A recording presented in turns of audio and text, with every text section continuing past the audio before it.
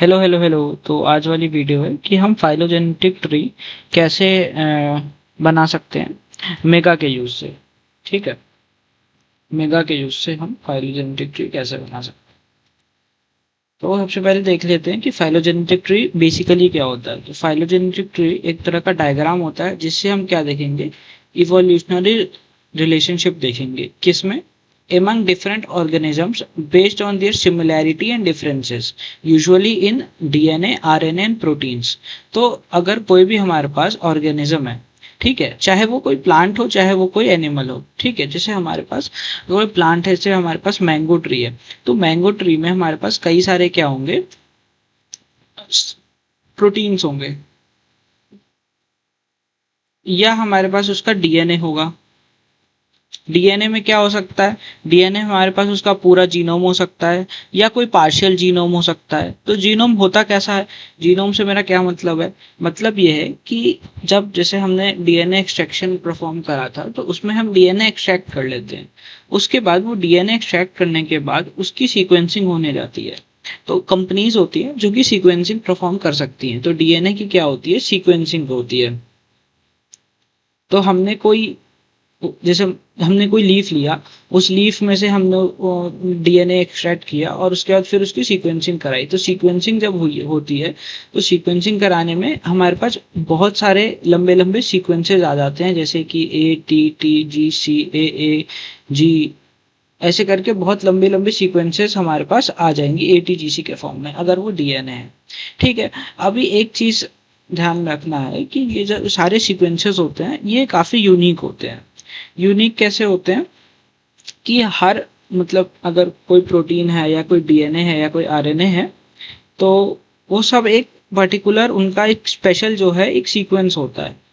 और वो सीक्वेंस कई सारे साइंटिस्ट्स ने, कई सारे लोगों ने, रिसर्चर्स ने आइडेंटिफाई करा हुआ है। मीन्स उन्होंने वो चीज़ एक्सट्रैक्ट करी होगी और फिर उसकी सीक्वेंसिंग कराई होगी और फिर सीक्वेंसिंग करा के एक डेटाबेस में अपलोड करा होगा। कहाँ? डेटाबेस में। वो डेटाबेस फ्रीली एक्सेसिबल है, जिसे हम कहते हैं NCBI, national council of biotechnology information. ठीक है, यहाँ पे हम क्यों आए हैं, यहाँ पे हम इसलिए आए हैं क्योंकि हमारा जो डिजायर्ड ऑर्गेनिज्म है, चाहे वो प्लांट हो चाहे वो एनिमल हो, उस, और भी कई सारे हमारे पास प्लांट और एनिमल है। फॉर एग्जाम्पल अगर मैं कहता हूँ कि हम कहते हैं कि ये दो, जैसे कि जो ह्यूमंस हैं, वो, उनका इवोल्यूशन हुआ है दूसरे स्पीशीज से, जैसे कि एप से इवोल्यूशन हुआ है कहते हैं, और उसके बाद फिर कहते हैं कि और भी कई सारे हमारे पास प्रीवियस एंसेस्टर्स आए। तो कोई ऐसा मीडियम तो होना चाहिए ना जिससे कि हम अ, उसको, मतलब ये समझ पाए कि दो स्पीशीज के बीच में कितनी सिमिलैरिटी है, कितने डिफरेंसेस हैं। ठीक है, फॉर एग्जाम्पल अगर हम ह्यूमन की कोई बहुत पुरानी स्पीशीज हो और एक कोई न्यू स्पीशीज हो, जैसे कि होमो इरेक्टस है और एक कोई बहुत पुरानी स्पीशीज है, और आज के हम ह्यूमंस हैं, तो ये सिंपल सी बात है कि होमो इरेक्टस और हमारे बीच में ज्यादा सिमिलैरिटी होगी इन कंपैरिजन टू पुराने वाली।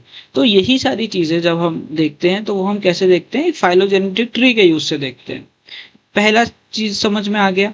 तो इससे मैं क्या बताना चाह रहा हूँ, मैं ये बताना चाह रहा हूँ कि जब भी हम फाइलोजेनेटिक ट्री बनाएंगे ना, तो हम एक रिलेशनशिप निकालना चाह रहे हैं, इवोल्यूशनरी रिलेशनशिप। ठीक है, तो ऐसा नहीं होगा कि मैं किसी एक ऑर्गेनिज्म से, मैं यही बात बताना चाह रहा हूँ कि ऐसा नहीं होगा कि हम किसी एक ऑर्गेनिज्म को यूज करके हम फाइलोजेनेटिक ट्री बना ले। उसके लिए हमें क्या चाहिए, मल्टीपल चाहिए, जिनके बीच में हम रिलेशनशिप देख सकें। जैसे कि मैंने ह्यूमन वाला एग्जांपल दिया कि ह्यूमंस का भी इवोल्यूशन हुआ है, तो जब तक हम तीन चार स्पीशीज को नहीं लेंगे तब तक हम कैसे समझ पाएंगे किसके बीच में हम रिलेशनशिप देखेंगे। तो पहला रिक्वायरमेंट क्या है कि हम जो भी क्या कहते हैं, जो जिस चीज पे भी स्टडी कर रहे हैं वो मल्टीपल हो, तीन चार हो, तभी तो हम उसमें रिलेशनशिप देख पाएंगे। और क्या हम उसमें देखते हैं, मेनली मेनली इसमें हम देखते हैं कॉमन एंसेस्टर। अगर हमने 10 स्पीशीज ली है, ठीक है, किसी भी चीज की 10 स्पीशीज ली है, तो हो सकता है उनका कोई कॉमन एंसेस्टर हो जहां से वो सारे डेवलप हुए हो, जहां से वो सारे इमर्ज हुए हो। तो ये भी एक पॉसिबिलिटी है। ये सारी चीजें हम कैसे स्टडी कर सकते हैं, फाइलोजेनेटिक ट्री से स्टडी कर सकते हैं, based on their similarities and differences usually in their DNA, RNA और प्रोटीन्स। ठीक है, अभी बेसिकली जो हम बनाएंगे, सबसे पहली बात समझ में आ गई कि हमारी पहली रिक्वायरमेंट क्या थी। मैं बस रिक्वायरमेंट समझा रहा था। रिक्वायरमेंट क्या थी? ऑर्गेनिजम्स।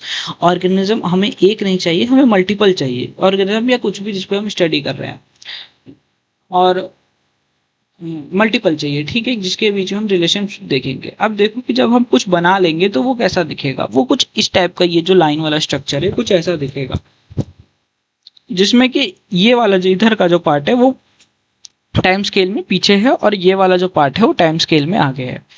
तो दो तरह के ट्रीज होते हैं, एक होते हैं रूटेड ट्रीज, एक होते हैं अनरूटेड ट्रीज। तो अगर उसमें कुछ इस टाइप की ये वाली लाइन दिख रही है तो वो कहते हैं रूटेड ट्रीज, और अगर ये लाइन नहीं होती तो वो होता अनरूटेड ट्रीज। रूटेड अनरूटेड एक बार देख लेते हैं क्या बताता है। वैसे वो कॉमन एंसेस्ट्री को रिप्रेजेंट करता है। Rooted, phylogenetic tree and unrooted, इसकी डेफिनेशन बेस्ड देख लेते हैं क्या डिफरेंस होता है। The phylogenetic tree which shows the ancestry relation of the phylogenetic shows, अच्छा, contains a root, इसमें अच्छे से नहीं बताया हुआ, लेकिन देखो रूटेड ट्री और अनरूटेड ट्री में डिफरेंस पता चल जाता है। ये देखो जैसे कि ये इन सारे, इसका यहाँ पे एक कॉमन एंसेस्टर है और ये रूटेड ट्री है, और ये जैसे ट्री है ये अनरूटेड ट्री है। और ये मैं क्यों बता रहा हूँ, क्योंकि सिलेबस में क्या है, इंटरप्रिटेशन भी है। Rooted tree का these trees feature a single node, the root that represents common ancestor of all entities in that tree, है ना। वही मैं चीज कह रहा था जो कॉमन एंसेस्ट्री वाली, कि यहाँ पे ये जितने भी स्पीसीज डेवलप हुए हैं वो एक कॉमन एंसेस्टर, जो ये येलो वाला है ये इसका एक कॉमन एंसेस्टर है। मतलब ये कोई बहुत पुरानी स्पीशीज होगी जिससे कि आगे डेवलपमेंट होकर ये सारी स्पीशीज बनी है। और अनरूटेड क्या होता है, these trees connect origin based on similarities without identify common ancestor. अगर यहाँ पे कोई ये वाला कॉमन एंसेस्टर नहीं होता मेन, और ये सिंपल ऐसे एक लाइन होती, तो फिर कोई कॉमन एंसेस्टर यहाँ पे नहीं होता इन सब का, तो वो क्या हो जाता है, एक अनरूटेड ट्री हो जाता। ठीक है, अभी और क्या चीजें हैं हम पहले बना लेते हैं, उसके बाद हम देख लेंगे। तो समझ में आ गया। अब ये सारी हमारे पास एक वर्कफ्लो है छोटा सा कि हम क्या क्या करेंगे। सबसे पहले सिलेक्शन ऑफ ऑर्गेनिज्म, ऑर्गेनिज्म या स्पीशीज, मतलब प्लांट स्पीशीज। तो कुछ 3-4 प्लांट हम लेते हैं और मैं बताता हूँ कैसे लेते हैं। तो सबसे पहले ये एनसीबीआई की वेबसाइट है, बस हम यहाँ पे एनसीबीआई लिखेंगे, एनसीबीआई, ये आ गया। पहले वाली वेबसाइट पे क्लिक किया तो ये कुछ ऐसा खुल जाएगा। ठीक है, ये खुल गया। ठीक है, ऐसा खुल जाएगा। अभी खुलने के बाद जो हमारे पास यहाँ पे ड्रॉप डाउन मेन्यू है, यहाँ पे हम गए और यहाँ पे बहुत सारी चीजें हैं। मेन चीज हमारे पास यहाँ पे क्या है, जैसे कि एक ऑप्शन है न्यूक्लियोटाइड। अगर मैंने यहाँ से न्यूक्लियोटाइड सेलेक्ट कर लिया तो अब मैं यहाँ पे अपने मन का कोई प्लांट डालूं, जैसे कि मैं यहाँ पे मैंगो ही डाल दिया, मैंजिफेरा इंडिका, मैंने ये डाल दिया यहाँ पे। तो मैंजिफेरा इंडिका डालने के बाद यहाँ पे कुछ टेक्सोनॉमी के बारे में इंफॉर्मेशन आई। मैंजिफेरा इंडिका मैंगोज स्पीशीज, ठीक है, और उसकी फैमिली आ गई। अब यहाँ पे ये देखो, ये जितने सारे नीचे यहाँ पे सीक्वेंसेज हैं ये सारे न्यूक्लियोटाइड सीक्वेंसेज हैं। ठीक है, अब यहाँ पे सबसे पहले कुछ कुछ जो है इंफॉर्मेशन यहाँ पे दी हुई है। मैंजिफेरा इंडिका डोमेन कंटेनिंग प्रोटीन इतना, लाइक ये तो ये है क्या, ये देखो यहाँ पे ये बताया भाई क्या है ये 2210 बेस पेयर का लीनियर mRNA सीक्वेंसेस है। ये सारे देखो mRNA सीक्वेंसेस है, बहुत सारे अलग अलग mRNA सीक्वेंसेस है। यहाँ पे बहुत सारे mRNA सीक्वेंसेस मिल जाएंगे, कई सारे DNA सीक्वेंस भी मिलेंगे। तो यहाँ पे हमें ढूंढना होगा कि हमें क्या चाहिए। फॉर एग्जांपल यहाँ पे किसी जीन का जो है पार्शियल सीक्वेंसेस है 432 बेस पेयर का, तो इस पे हम क्लिक करके देखते हैं। ये हमने क्लिक किया तो ये कुछ ऐसा खुलेगा। इसमें देखो हमारे पास बहुत सारी इन्फॉर्मेशन है। क्या क्या इन्फॉर्मेशन है, सबसे पहले लोकस दिया हुआ है, इसका लोकस की ये जीन कहाँ पर है। ठीक है, उसके बाद यहाँ पे क्या दिया हुआ है, लेंथ ऑफ जो हमारे पास सीक्वेंस है वो दिया हुआ है, जो कितना है 432 बेस पेयर। और क्या है, डीएनए है। कैसा डीएनए है, लीनियर डीएनए है। कहाँ से हमारे पास निकला है इसका मतलब, ये सॉरी सोर्स, ये रहा ना सोर्स इसका यहाँ पे दिया हुआ है। उसके बाद यहाँ पे क्या क्या इंपॉर्टेंट चीजें हैं, और कुछ इंपॉर्टेंट चीज क्या है, यहाँ पे एक्सेशन नंबर है। एक्सेशन नंबर अब समझो क्या होता है। एक्सेशन नंबर एक यूनिक नंबर होता है जो कि हर इस टाइप के सीक्वेंसेस को या रिसर्च पेपर्स को प्रोवाइड किया जाता है। ये एक्सेशन नंबर का क्या यूज है? ये एक्सेशन नंबर एक तरह का एड्रेस है। अगर मैं इसको कॉपी कर लूँ और फिर मैं इसको एनसीबीआई पे पेस्ट करूँ तो ये डायरेक्टली मेरे को ये दे देगा। मीन्स एक्सेशन नंबर एक लिंक की तरह काम करता है और ये सबको एक स्पेशल एक्सेशन नंबर प्रोवाइड किया जाता है।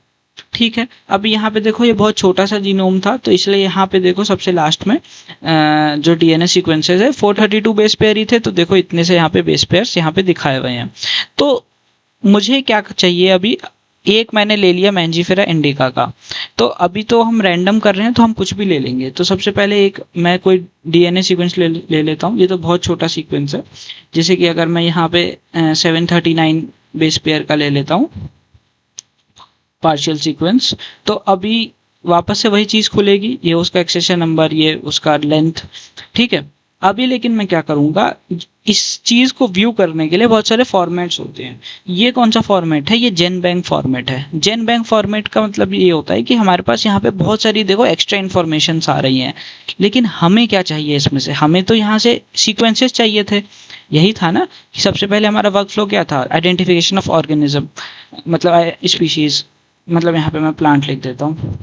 ठीक है, सबसे पहले प्लांट आइडेंटिफाई मैंने करा कि मुझे मैंडिफेरा इंडिका चाहिए। उसके बाद ऑप्टेन सीक्वेंस डेटा, अब मुझे सीक्वेंस चाहिए तो मुझे ये पार्ट चाहिए, तो मैं इसको यहाँ से कॉपी कर सकता हूँ कंट्रोल सी करके। इसको मैंने ऐसे सेलेक्ट किया और फिर मैं कंट्रोल सी कर सकता हूँ, बट मैं ऐसा नहीं करूँगा। क्यों? क्योंकि ये चीज़ इतनी थोड़ी सी डेलिकेट है कि अगर मेरे यहाँ से गलती से कुछ कॉपी हो गया, फॉर एग्जाम्पल मैं ऐसे कर रहा हूँ कॉपी और यहाँ से एन भी कॉपी हो गया, तो फिर ये प्रॉब्लम करेगा। तो हम क्या करते हैं, हम जेनबैंक फॉर्मेट से कॉपी नहीं करते हैं, हम यहाँ पे जाके क्लिक कर देते हैं फास्टा। फास्टा से क्या होता है, ये फास्टा सीक्वेंस लोड होगा और इसमें क्या है, वो सारी एक्स्ट्रा इन्फॉर्मेशन हट गई और सिर्फ सीक्वेंसेस हमारे पास आ गए। अब इसमें भी ध्यान देना, सीक्वेंस यहाँ से शुरू हो रहा है, बट हम लोग लेते हैं तो ये जो एरो है, इस एरो को इंक्लूड करना बहुत इंपॉर्टेंट है, ये मैं बताऊंगा क्यों। तो इसको आप कॉपी करना इजी है, तो मैं यहाँ से इसको सेलेक्ट करके कॉपी, यहाँ से जो भी लास्ट तक है जहां तक पूरा इसको सेलेक्ट करके कंट्रोल और सी एक साथ दबा दूंगा। दबाने के बाद मैं क्या करूंगा, अपने नोटपैड पे जाऊंगा। ठीक है, नोटपैड कहाँ से खोलना है? यहाँ पे होगा और यहाँ पे लिख देना है नोटपैड और यहाँ से ओपन। तो यहाँ से मैं नोटपैड खोल सकता हूँ। ये मैंने नोटपैड खोला, ये ऐसा खुलेगा और यहाँ पे control plus V, V for volleyball. ये मैंने एक सीक्वेंस यहाँ पे डाल दिया, लेकिन मुझे क्या चाहिए, मल्टीपल चाहिए। एक मैंने मैंजीफेरा इंडिका लिया, दूसरा मैं क्या लूँ, दूसरा और कोई प्लांट, कुछ और प्लांट नेम, जैसे कि एप्पल। एप्पल का मैंने यहाँ से कंट्रोल सी कर लिया और फिर मैं वापस यहाँ पे जाऊंगा और यहाँ पे न्यूक्लियोटाइड ही सेलेक्ट रहने दूंगा और यहाँ पे ओके कर दूंगा। देखो यहाँ पे आ गया कुछ टैक्सोनॉमिक इन्फॉर्मेशन। अब मैं यहाँ से वापस अब अगर मैं डीएनए सीक्वेंस ले रहा हूँ तो मैं सारे डीएनए सीक्वेंस ही लूंगा। तो ये सारे आरएनए सीक्वेंस है, मैं इसमें यहाँ पे देखो, मैं कहाँ देख रहा हूँ, यहाँ पे मैं देख रहा हूँ कि ये डीएनए है कि आरएनए है। बस मैं यहाँ पे कोई आरएनए मिल जाए तो मैं कोई आरएनए सीक्वेंस ले लूंगा। ये एंड हो गया यहाँ पे, तो यहाँ से मैं नेक्स्ट कर दूंगा। यहाँ से मैंने नेक्स्ट किया, ये सारे आरएनए सीक्वेंसेस हैं।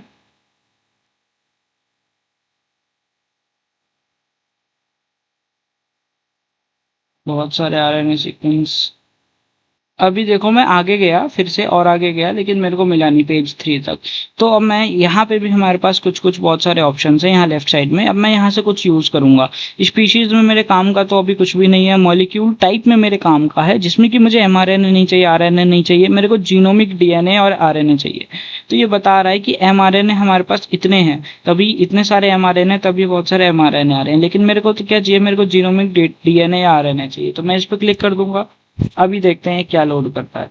अभी यहाँ पे मेरे पास फिर से डीएनए आ गए। अब देखो ये वाला जो डीएनए है, ये क्रोमोसोम लगता है, ये पूरा ही क्रोमोसोम की सीक्वेंसिंग हो रखी है, क्रोमोसोम 1 की। तो इसका डीएनए कितना बड़ा है, मतलब लाइक 100,000 लाख 10 लाख 32 लाख से ज्यादा बेस पेयर का इसमें डीएनए। क्रोमोसोम 2 की पूरी सीक्वेंसिंग है शायद ये, तो ये इतना बड़ा है। तो इसमें हमें देखना पड़ेगा कि कोई छोटा सीक्वेंस, मतलब, लेकिन हमने जीनोम सीक्वेंसिंग कर रखी है, इसलिए काफी बड़ा आ रहा है। इसमें से कोई छोटा सीक्वेंस, क्योंकि बड़ा भी ले सकते हैं बट वो टाइम टेकिंग है। और हम बड़ा क्यों नहीं ले रहे हैं, क्योंकि हमारे पास एक सीक्वेंस 432 बेस पेयर का ही है, मतलब जितना भी था, और दूसरा हम 1 लाख ले लें तो उतना ठीक नहीं है। तो इसलिए मैं कोई छोटा सीक्वेंस, जैसे कि ये 1782 वाला सीक्वेंस मैं यहाँ से लेना चाहूंगा। मैंने इसके ऊपर क्लिक करा। यहाँ से हम देख भी सकते हैं जैसे कि ये पॉलीफेनॉल ऑक्सीडेज होता क्या है। पॉलीफेनॉल ऑक्सीडेज क्या होता है, ये देखो पॉलीफेनॉल जो copper containing enzyme found in इतना इतना इतना। ठीक है, तो हम देख भी सकते हैं कि ये क्या है और ये सीडीएस क्या होता है।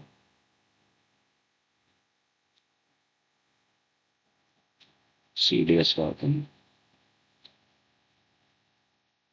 CDS coding sequence. अच्छा ठीक है, मतलब जो ये एंजाइम है इसको जो कोड कर रहा है उसका कोडिंग सीक्वेंस है। यहाँ पे इसका लोकस भी दिया हुआ है, इतना लंबा डीएनए। अब मैं वापस से क्या करूंगा, फास्टा ढूंढूंगा, कहाँ लिखा हुआ है, यहाँ लिखा है फास्टा। मैंने फास्टा पे क्लिक किया। अब मैं वापस से इसका सीक्वेंस निकाल लूंगा। फास्टा लोड नहीं हुआ यहाँ पे, फिर से मैं दबाऊंगा फास्टा। ये, ये फास्टा क्यों नहीं लोड हो रहा, देखते हैं इसको। इसका फास्टा लोड नहीं हो रहा है। मैं एक बार यहाँ पे क्लिक करूंगा और यहाँ पे एक बार मैं फास्टा टेक्स्ट कर दूंगा। मतलब मीन्स जो भी प्रॉब्लम आ रही है वो भी मैं दिखा रहा हूँ कि क्या क्या प्रॉब्लम मेरे साथ आ रही है। इसका फास्टा लोड नहीं हो रहा। फास्टा एक बार फास्टा टेक्स्ट करके देखता हूँ। फास्टा टेक्स्ट नहीं लोड हो रहा। फास्टा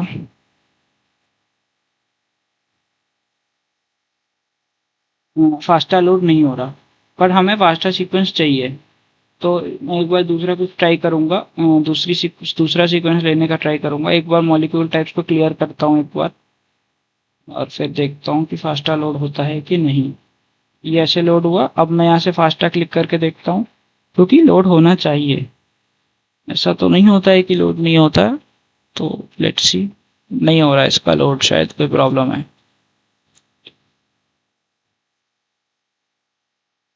इसका फास्टा सीक्वेंस लोड नहीं हो रहा है, तो मैं कोई और सीक्वेंस एक बार सेलेक्ट करके देखता हूँ कि उसका लोड हो रहा है कि नहीं। मैं बैक जा रहा हूँ, सिंपली कुछ भी नहीं कर रहा हूँ, वापस से यहाँ पे आ गए और हम नेक्स्ट करते हैं एक बार फिर से। हमने नेक्स्ट किया, फिर हम कोई छोटा सा डीएनए सीक्वेंस ढूंढते हैं।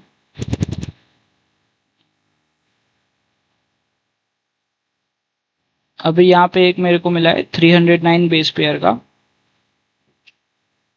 आरएनएस जीन करके, इसका पार्शियल सीक्वेंस है। इसमें मैं फास्टा क्लिक करके देखता हूँ।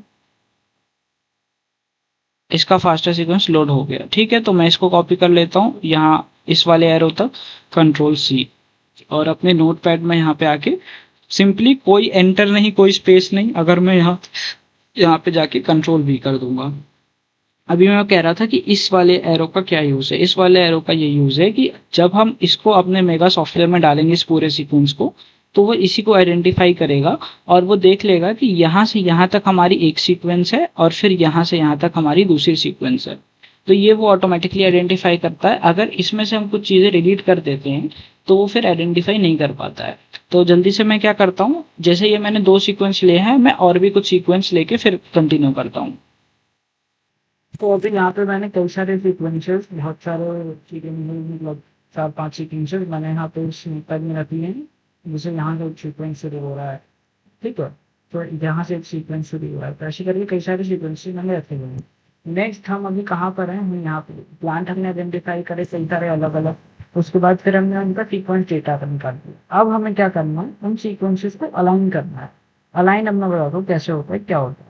हम क्या कर रहे हैं, हम यहाँ पे सबसे पहली बात हम क्या कर रहे हैं, हम यहाँ पे एमएसए कर रहे हैं।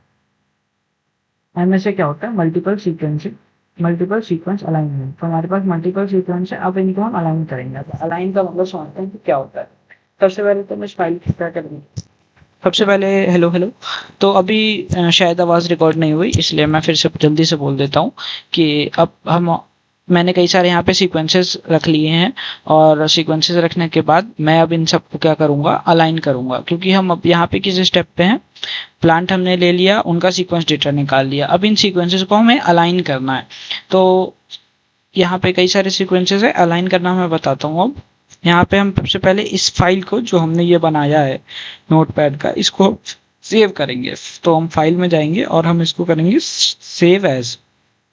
सेव एज करके ये हमें लोकेशन पूछेगा कि आपको कहाँ सेव करना है। तो प्रेफरेबल मैं डेस्कटॉप पे इसको सेव करूंगा फिलहाल, और मैं इसका कुछ नाम दूंगा। ऐसा नाम दूंगा जो कि मैं इजिली आइडेंटिफाई कर पाऊँ। तो मैं इसका नाम दे देता हूँ आज न्यूक्लियोटाइड,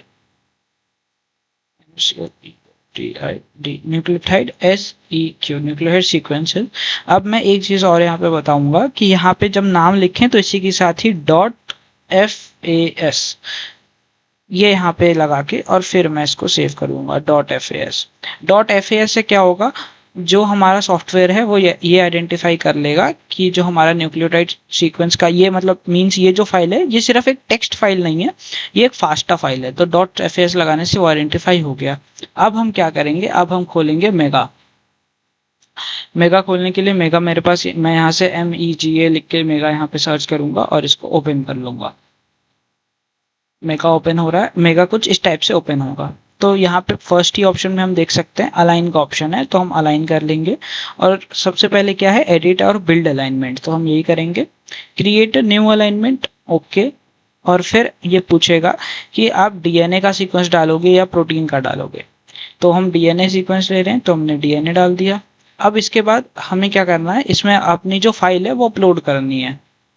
अभी यहाँ पे जो मेरी फाइल है न्यूक्लियोटाइड सीक्वेंस, ये यहाँ पे डेस्कटॉप पे आ गया है। अब मैं यहाँ पे जाऊंगा और यहाँ पे न्यूक्लियोटाइड सीक्वेंसेस पे ऐसे click and drag and drop करूंगा और इसके ऊपर यहाँ पे रख दूंगा। जो भी ये बोलेगा सेव करंट अलाइनमेंट, तो मैं इसको सेव पे दबाऊंगा और फिर एक फाइल नेम डालूंगा। जितनी बार ये सेव करवाता है मैं सबको सेव करता जाता हूँ।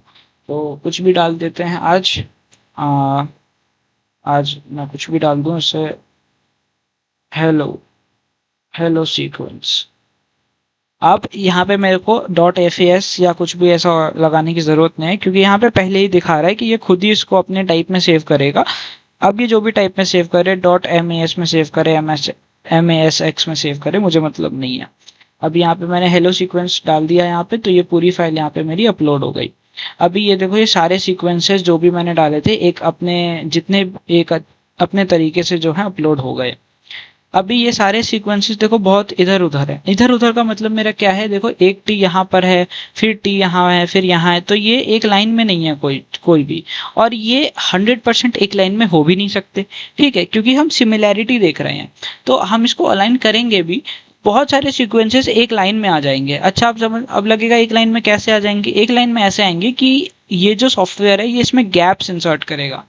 गैप इंसर्ट करेगा मींस एम्प्टी स्पेसेस इंसर्ट करेगा। फॉर एग्जांपल, अगर मैं यहाँ पे इस पॉइंट पे कुछ एम्प्टी स्पेसेस इंसर्ट कर दूं तो ये टी यहाँ आगे आ जाएगा, तो ये टी और ये टी अलाइन हो जाएंगे। तो ये बहुत मैनुअली करना ये इम्पॉसिबल है। और ये देखो, ये पूरा सीक्वेंस अगर मैं यहाँ से इधर करूँ तो ये इतने लंबे लंबे सीक्वेंस है। कुछ छोटे सीक्वेंस थे वो यहाँ खत्म हो गए, फिर जो बड़े सीक्वेंसेस हैं वो आगे तक गए हुए हैं, ठीक है। देखो ये कि ये बहुत बड़ा ऊपर वाला सीक्वेंस है तो वहां तक गया हुआ है। तो ऐसे करके सबसे पहले ज़रूरी क्या है कि मैं इस पूरे को अलाइन करूं। तो अभी देख लो ये कैसा दिख रहा है। अब अलाइन करने के बाद देखना कैसा दिखेगा। अलाइन कैसे करूंगा, तो मैं यहाँ पे अलाइनमेंट में जाऊंगा और अलाइन बाय क्लस्टर W कर दूंगा। Nothing is selected for alignment, select all, तो मैं बोलूंगा यस, सबको सेलेक्ट कर दो। मैंने ओके किया। अब ये वही गैप के बारे में पूछ रहा है, इसको हम ओके कर देंगे जो भी इसकी सेटिंग्स है। अब ये पूरी अलाइनमेंट कर दिया। अब देखो अलाइनमेंट हुई है तो कैसे हुई है, ये पूरे एरिया में उसने गैप इंसर्ट कर दिया। अब ये थोड़ा अजीब लग रहा होगा, लेकिन थोड़ा आगे जाते हैं और फिर हम देखते हैं कि क्या किया है इसने। अभी देखो यहाँ पे अभी कुछ डिफरेंस यहाँ पे लग रहा है देखने में कि सारे जो CCC हैं वो मेजोरिटी एक लाइन में आ गए हैं। जो सारे हमारे पास टी है वो इसने कोशिश करा है मैं सारे टी को एक साथ लगा दूं, और उसके बाद ए को सारे यहाँ पे सारे ए एक साथ इसने लगा दिए। अच्छा, ये और अच्छा अलाइनमेंट दिख सकता था, जैसे यहाँ पे जी बहुत अच्छे से अलाइन किया है इसने, यहाँ बीच में गैप इंसर्ट करके ए यहाँ पे बहुत अच्छे से अलाइन हो रखा है। तो ये पता चल रहा है कि अलाइन हुआ है, बट ये और अच्छे से अलाइन होता लेकिन नहीं हुआ। ऐसा क्यों? क्योंकि हमने बहुत डाइवर्स प्लांट स्पीशीज चुने हैं। डाइवर्स प्लांट स्पीशीज चुने हैं मतलब हमने ना सेम फैमिली के चुने हैं ना सेम जीनस के चुने हैं, हमने बहुत अलग अलग कुछ भी उठाया है हमने। तो इसीलिए जो है बहुत अच्छे से नहीं हुआ है, बट अगर हम कुछ थोड़ा सिमिलर उठाते तो अच्छे से होता। बट देखते हैं कैसा ट्री बनता है। अब मैं इस फाइल को सेव करूंगा, तो यहाँ सेव का ऑप्शन है, सेव अलाइनमेंट। तो मैं यहाँ पे अब फिर से इसको एक नया नाम दूंगा और मैं फिर से इसको कुछ नाम दे देता हूँ, जैसे मान लो कि बाय सीक्वेंसेस अलाइन। इसको मैं यहाँ पे सेव कर लूंगा। ये सेव हो गया। अब मैं इसको यहाँ से क्लोज कर दूंगा। अब मेरा अलाइनमेंट का काम पूरा हो गया। अब हम कहाँ पे पहुंच गए हैं, कहाँ थे हम यहाँ थे। सीक्वेंसेस अलाइनमेंट हो गया। अब हमारे पास ट्री कंस्ट्रक्शन बचा है। ट्री कंस्ट्रक्शन में क्या करेंगे, फिर से हमने यहाँ मेगा वाले पेज पे आ गए। अगर ये बंद हो जाए तो मेगा फिर से खोल लेंगे।